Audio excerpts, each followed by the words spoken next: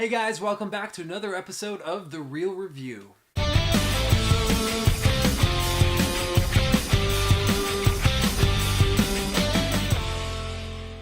I know this movie has been out for a little while, but I wanted to talk about it because it is a horror movie that I feel like actually deserves to be talked about. We live in a day and age where horror movies are a dime a dozen, and generally none of them are very good whatsoever. But this movie I actually thought was very, very effective and very, very scary. Lights Out is directed by David Sandberg, stars Teresa Palmer and Maria Bello.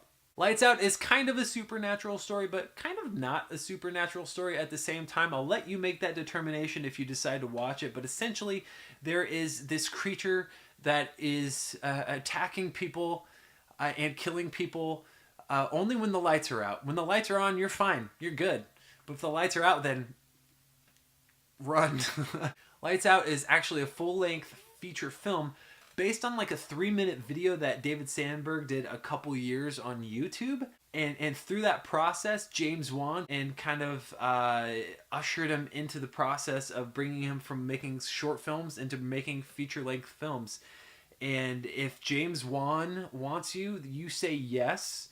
And that's exactly what happened. He made this film, and Lights Out was very well done. It was one of my favorite horror movies in the last few years. One of the things that makes this movie great, more so than a lot of other horror movies, is kind of the backstory and the build up of the characters and the situation that they find themselves in. So the backstory is Teresa Palmer actually grew up with this creature, but somehow has forgotten her experience with that, or maybe she's psychologically blocked it out because of how traumatizing I imagine it would be. But now her younger brother is dealing with these same issues, and so she's kind of investigating it more to find out. And her mom is just being weird and kind of, I feel like, neglectful towards her children while they're going through these traumatic experiences, or she's choosing not to be. And I don't want to spoil anything, but there's a lot going on there.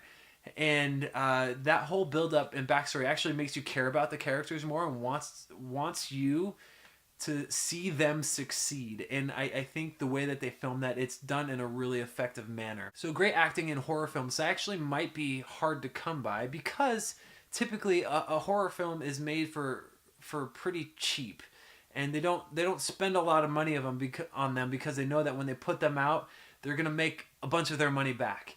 And so there was a good amount of money put into Lights Out because the acting is great in this movie. And I think that's where a lot of the value comes from as well.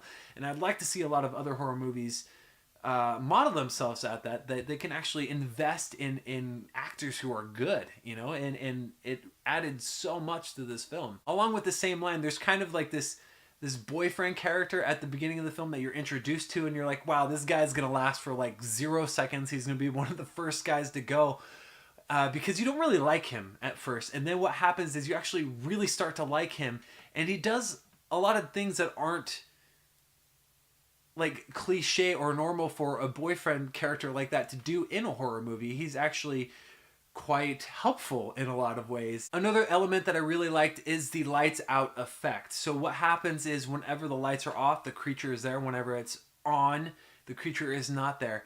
And they actually explore a lot of different ways to use that effect in the film that was extremely creative, especially towards the end of the movie and the final act and the final like climax of the film. There are a lot of little things that happen where the creature is appearing and reappearing. It's crazy. And it's done in a really, really creative way, and it's just imaginative. And I think I got to give a lot of credit where credit is due there. It's good writing. The only really negative that I have to say about this film is I felt like the backstory on the creature wasn't entirely clear, and I wish I could have had a little bit more on exactly what it was, and why and how it was able to do what it was doing. But other than that, the movie as a whole was fantastic. Like I said earlier, it's one of my favorite horror films over the last couple of years, and I would encourage you to check it out. I'm gonna give Lights Out a B+. Like I said, guys, if you don't like horror movies, don't check it out. It's pretty scary, but at the same time, if you've seen it, comment in the section below, like this video, subscribe to my channel, and you remember to keep it real.